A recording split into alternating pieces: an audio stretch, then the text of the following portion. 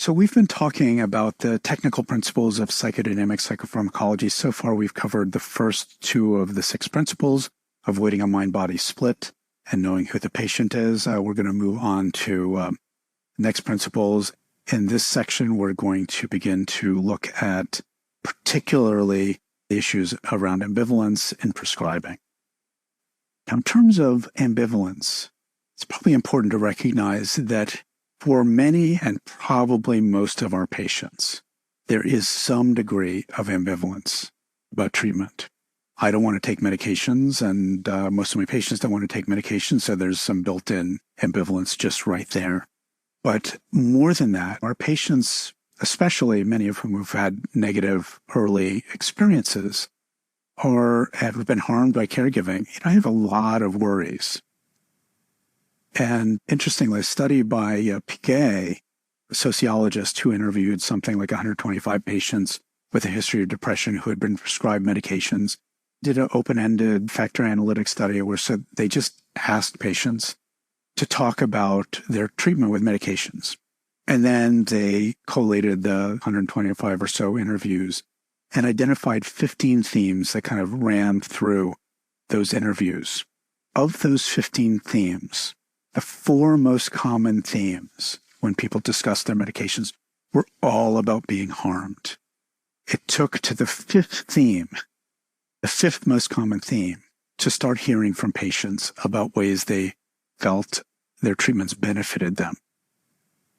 So this kind of thing is happening. Our patients are bringing in all sorts of complicated, anxious feelings about medications. And we know that the patient's ambivalence is directly correlated with noncompliance. So patients who come in with ambivalence are already, from the outset, twice as likely to discontinue medications and 3 times as likely to discontinue medications if they have any kind of adverse experience at all. But our patients bring in ambivalences also about illness. When patients are ambivalent about illness, when they do get sick in some way, they might discover there are secondary gains. When you get those lemons, you kind of figure out how to make some lemonade from it. And once that happens, those patients who are getting secondary gains from their illness are less likely to recover. And we know that the patient's readiness to change exerts an important influence on whether or not medication treatment is going to work. And patients can also be ambivalent about caregiving. So they've had early adverse experiences, and early trauma is correlated with increased treatment resistance. And as I said in the previous lecture, there's also legacies of systemic oppression. Patients are bringing that legacy in the form of medical mistrust that makes the patients perhaps less able to make use of the treatments we have to offer. And of course, if we're not mindful, we can also end up enacting those aspects of systemic oppression and actually contributing to the problem rather than helping to fix it. So some of the things that we do around ambivalence is then we want to attend to it. And a simple way to do that early on is ask the patient what their feelings are about taking medications. And very often patients will tell you right away about their ambivalences. And this, again, is not something that should take a lot of time. This can be part of an initial interview and takes 2 minutes maybe to get a sense for how patients feel about taking medications. We also want to be on the lookout for evidence of ambivalence if the patient doesn't tell us about it. If there's not adherence, or patients are bringing in a lot of concern about side effects or other aspects of treatment, or they're having side effects at a rate that doesn't necessarily make pharmacologic sense, so raises questions for us about whether these are nocebo responses. All of those things should alert us to the possibility that there's a degree of ambivalence at play that's interfering with the patient's ability to make healthy use of medications.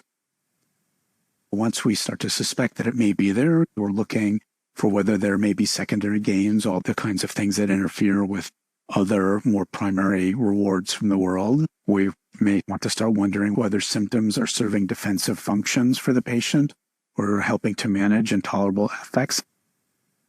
Or wonder whether symptoms are serving as communications or some kind of currency in the doctor-patient relationship. You can imagine a patient who is reluctant to get better because when they come to you as a doctor, you're the one person, the one time in their month where somebody just is interested, concerned, and caring. And so the patient may be reluctant to give up their symptoms because that's their way of saying, I need your care. Or conversely, the patient has a lot of early adverse experiences and a real chip on their shoulder about caregiving. And so they're invested in showing how you can't trust caregivers, you can't turn to caregivers, nobody really helps you, you're on your own. And so that patient may also use their symptoms to try to communicate something about their anger, about the ineffectiveness of caregiving that you can get in the world, including from you, their doctor. Another way to get at ambivalence is simply to inquire, what does the patient stand to lose if treatment works?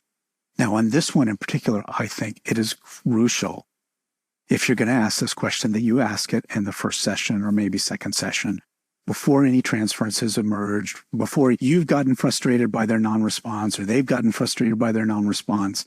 Because then if you ask the question, what do you stand to lose if treatment works?